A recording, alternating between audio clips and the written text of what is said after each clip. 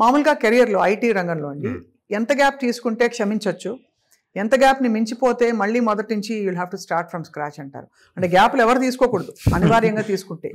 4 years 5 years చేశాక work చేశాక కొంతమంది బ్రేక్ వస్తుంది డ్యూ టు హెల్త్ ఇష్యూస్ కానీ లేకపోతే మ్యారేజ్ ఇట్లాగా అన్ని.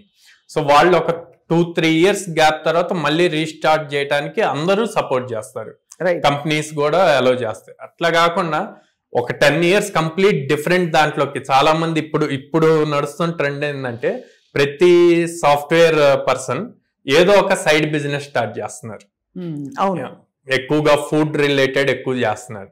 సో అది కొంచెం బాగుంది అంటే దాంట్లోకి ఈ జాబ్ రిజైన్ చేస్తున్నారు, దాంట్లోకి వచ్చేస్తున్నారు.